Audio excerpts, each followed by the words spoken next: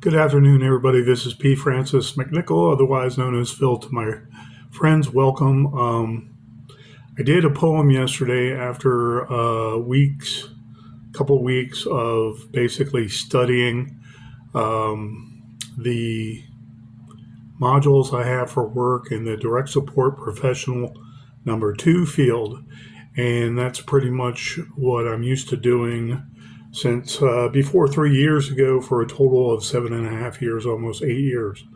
So I've been in this field working in group home settings now for 8.5 solid years, almost 9 years.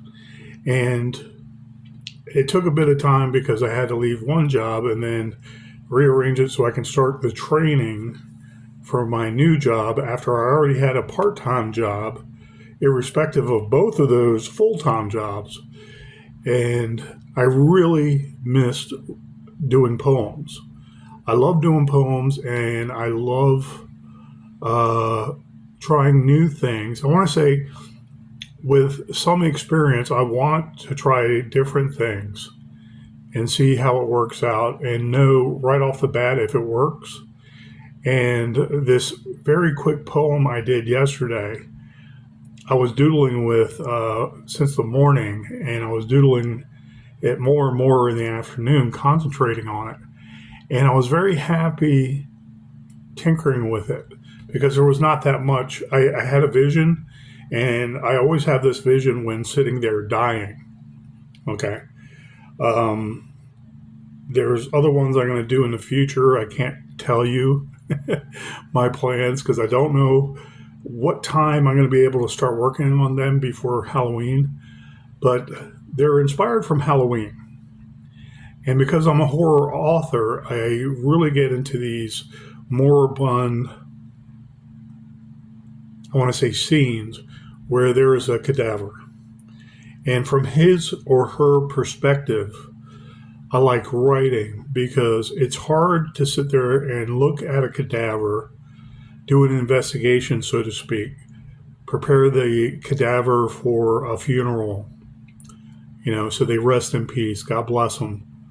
And some people can do it with ease, especially people that work in a funeral home and they know how to set up viewings and I want to say the procession of vehicles. They know all the protocol with different kinds of Christian backgrounds. Okay, I'm not referring to like Muslim in general, unless they can work on that. I don't know, but I've only seen funeral homes from more or less a Christian perspective. And there are cultures that do different things with a funeral, like not embalming, having the cadaver in their house, the passed on family member in their house for a while. And I don't know how they do that unless they contain most of the body and maybe even use, I want to say, natural aromas that you can put, like light incense and stuff, so that it absorbs all the rotting smell of flesh. I don't know.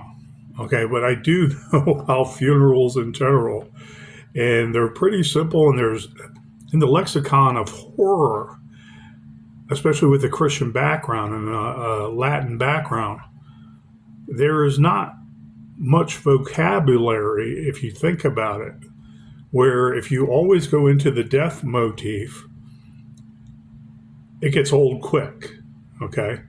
And so you want to try different angles. Do you want to try the perspective of the cadaver himself? Like he's there, but he can't speak anymore, and he can't reach out to anybody, he can't move. His soul is there looking at everybody, trying to have a send-off, so to speak. But we are not aware of him being there. And he is aware he is there, and he doesn't know what to expect moving on. Does he ascend to heaven?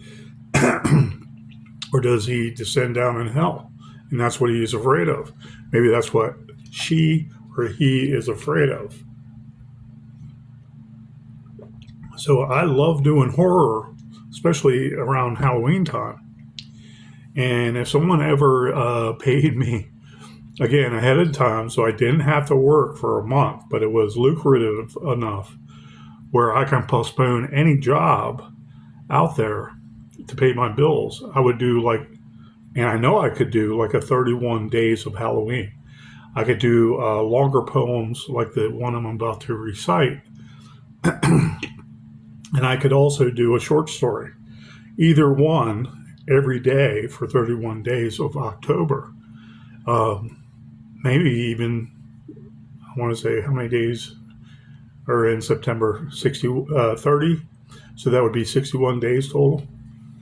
And I know in my heart of hearts, given that opportunity, so I had no worries rushing to and fro, I would love to do something like that because I really cherish Halloween. And some people would say, well, you're not really a Christian if you cherish something that is of the world, so to speak, something that might be spurned on by evil. And I'm not saying it is godly per se, but is Halloween really spurned on by evil? Because some cultures are not evil and they know better about God, but they're still a holy people. Pagan idolatry, oh no. I believe idolatry does exist. Okay. However, I don't let it rule my life. I think it is interesting delving into that, but I believe in Jesus Christ. And some pastors, some very astute and theologians in general, might say, "Well, this you need to read this in the Bible because you're not taking it seriously." And I'd say, "I agree." Next, I'm not going to change.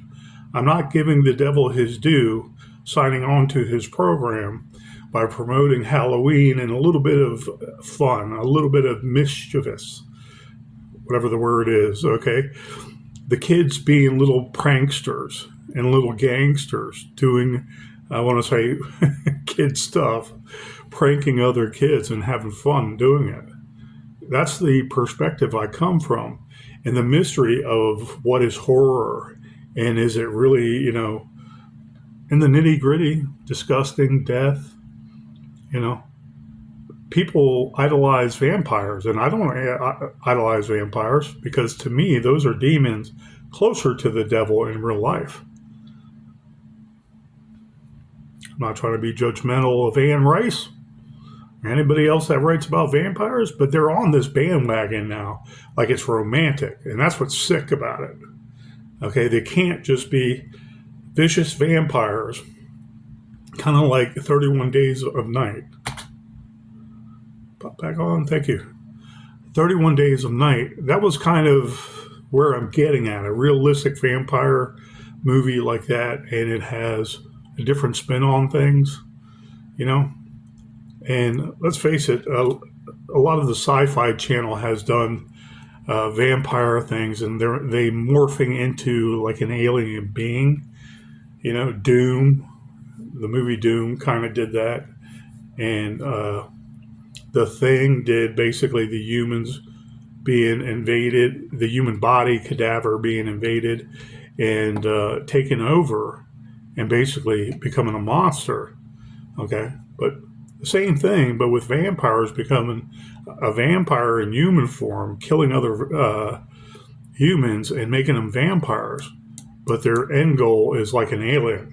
They're metamorphosed, like the butterfly coming out of the cocoon. So I worked on Laugh Now last night. I knew where I was going with it, but I didn't think of. I was thinking of a ghost coming back or a cadaver, someone from their perspective, someone being killed, and a traumatic event. And this is why I go there when I go from a cadaver's perspective, because a traumatic event, we don't really know what to expect when we can't feel anything. We're kind of in a zone. We're kind of there, but we're not. We see all black all around us. If you ever had a concussion and you were seeing stars and then everything went blank, okay, or the stars were coming back slowly but surely, but everything went blank first. and we forget exactly what happened. We don't know what exactly transpired to put us in that position when everybody's looking at us. Hey, you okay? Okay. And we didn't feel a thing. So does that cadaver feel a thing when he's trying to recall what transpired? Maybe he didn't. Maybe he knows what transpired, but didn't remember all the processes of seeing it. And he is aware he is dead now because of a certain person. He does remember. Okay. So I was trying to give it a perspective like that, where we don't know what happened. Maybe it was a cut. Maybe there was a lot of blood that was memorable. Okay. And that is what I wanted to capture. And it just came to me more or less naturally. And I did tinker with the last sentence when I put it on Facebook, because doodling with it, I was like, no, that's not what I want. So I was working on it and working on the wordplay, the last two lines or so, and I changed the whole last line because I wanted it to basically say what it is, you know. And so I really had fun doing it because as writers, we need practice and we need to be warmed up, so to speak. We need to be in a rhythm, enjoy what we're doing.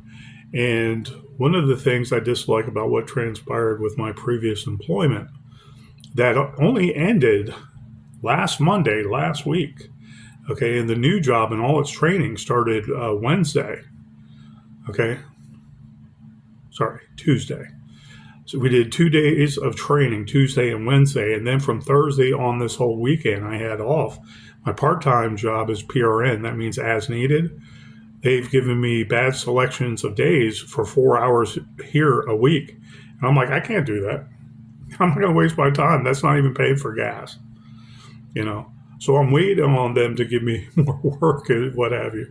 But all this weekend I had to do online modules of training for my new full-time job. And I miss doing poems. I miss writing something that came to my head.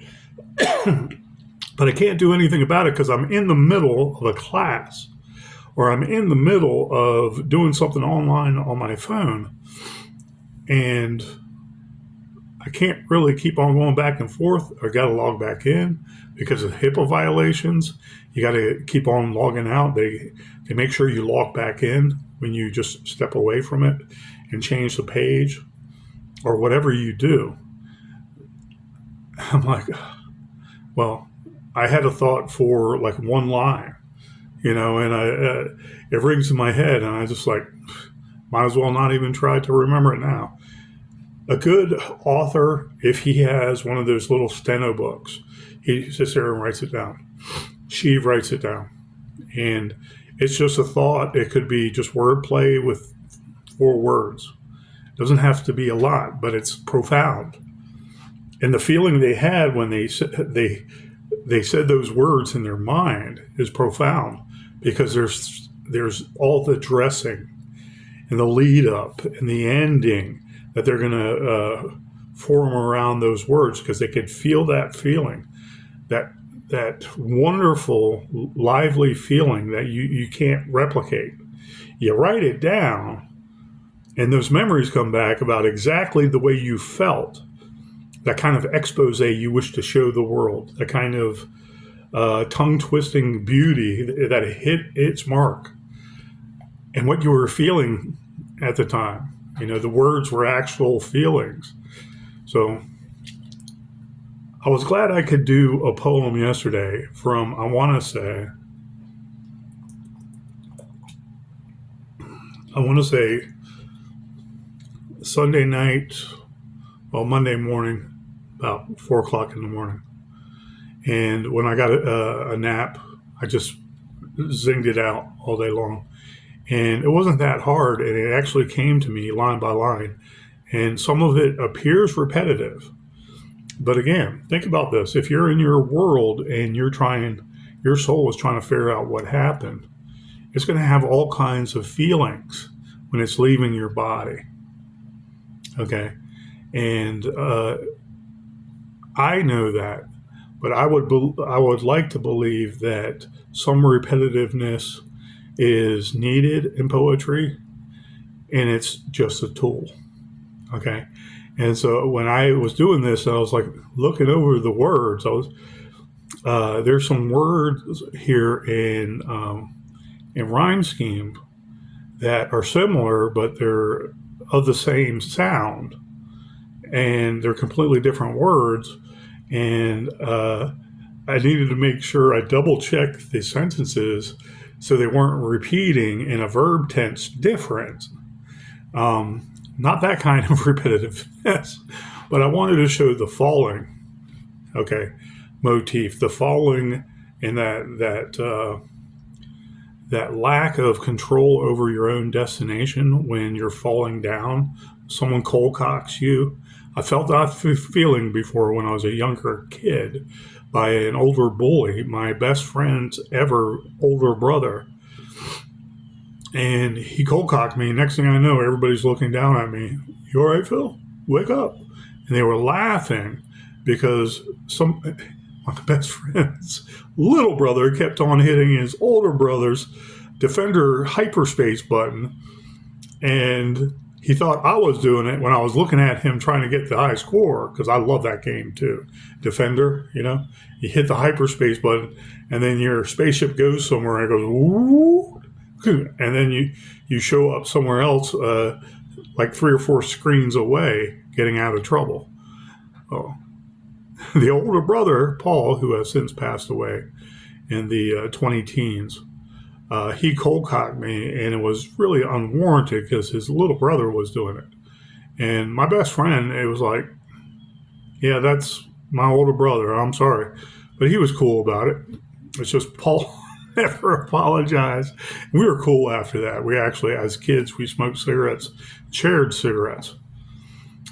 But anyways, that feeling of falling or not knowing you fell, I seriously wondered, did I hit my head twice when he popped me, cold cocked me? Because I didn't remember a thing, not even stars. I just remember blackness. Okay.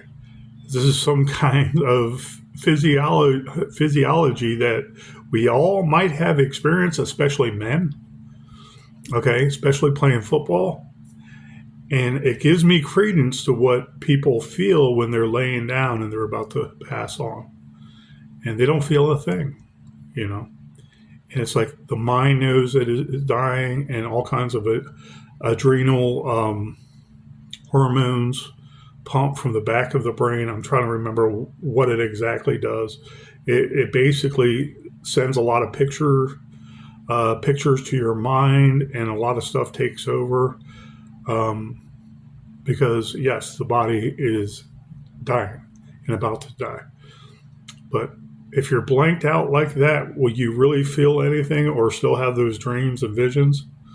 There's different ways to look at it, is all I'm saying. So anyways, this is the poem Laugh Now. I came to the conclusion when I was thinking the words laugh now.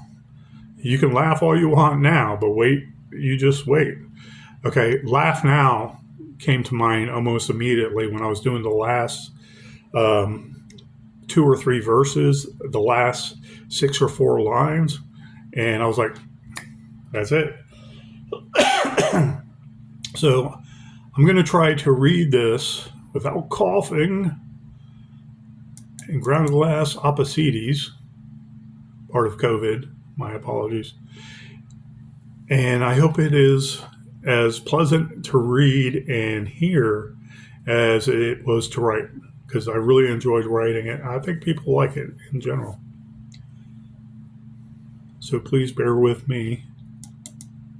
This also helps me with articulation in my bad ears.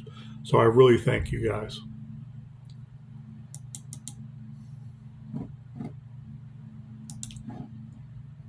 Laugh Now by P. Francis McNichol. And it was deep in the darkest black I rested a weary head. So far, a never-ending cut in descent, my last sight soaking red. For the quiet welcome not a breath, or solemn panting sigh. Stillness falling in the gloomy silence, never to say goodbye. Suffocating black coolness, a blanket of no warm remorse. Even a pale horse of death, no parley given in our concourse.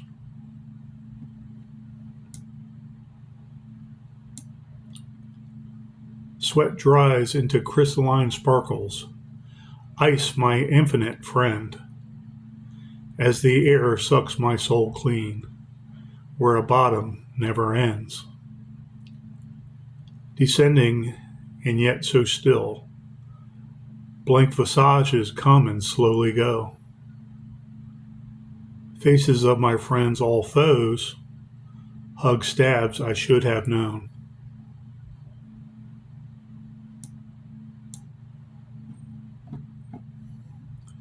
Fading faint in the auburn night, angels above the street lights. When sight drained out of me, despite all the lies I heard cried. 1, 2, 3 drips below, and the trees sawed down slow. Deceived by sweetened dreams or the glee I could have grown.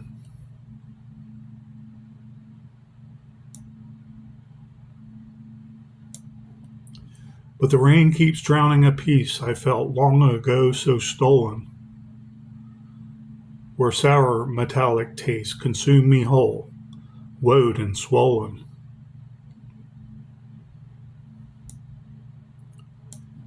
Shadowy figures come in a fallen snow of stinging pain, and I can't sew a softer shawl, sinking in the sanguine rain. Rain, rain, go away, let death fill my veins of anguished ice, never letting me smile again as I languish forever twice.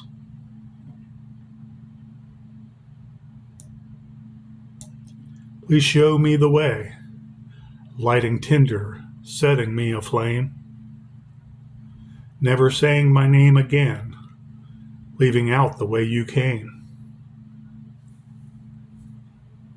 My soul will float about, forgiving the ones who hurt me deep, as I keep their bedsides warm, looking over them counting sheep.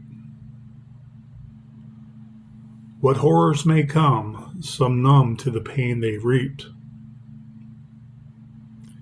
Vengeance is mine, says the Lord, when hell is bartered cheap. Lost in the lonely grave, shallow soil, never a far abyss I lay, lingering within second skins, a shadow creeping upon my prey. The end. That was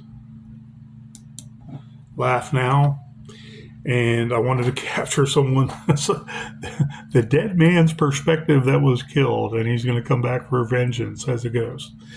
And I hope it's self-explanatory. I hope it's artistic that people enjoy.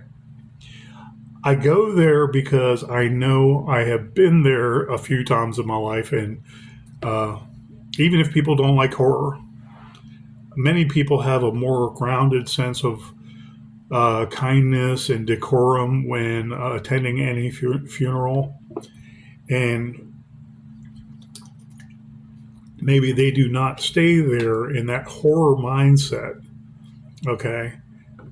And especially while grieving, they're not going to sit there and try to think the most moribund thoughts about a loved one that's right there in front of you. We are not designed to be there, okay? I want to say indefinitely. And as a horror author, death happens to be part of, and the fear of death happens to be part, I want to say, our main bread and butter. Because what else is there if you're not bartering death some way, somehow trying to escape bad and evil things? Okay. And with ghosts, you can leave mystery, and you can always set it up as like a mystery novel. And I like that kind of intrigue, and I like that eeriness you can give, that creepiness, that the author can give. And that's why I love writing horror, the long game and the short stories. And I want to say those more poetic prose that are horror related, from a different perspective, like from the soldier who's ran through and he's there on his deathbed and he's seeing all these horrors come by because he knows this is his last moments. And he might be seeing things completely, I want to say, fictitious in his mind because his mind doesn't know what to do. So weird things are transpiring and connecting in different ways while the mind slowly dies or quickly is about to die. So I really enjoyed Laugh Now, and I want to say I enjoyed it truly because I did it in a short manner with some review yesterday studying for my job. I want to say it was done in a quick manner where I felt like it was coming to me. And the pictures I was seeing, like a shallow grave, the falling, I was seeing the blood basically coming over one sight and nothing else is seen because you see your own blood cascading everywhere. And then you have like a red out.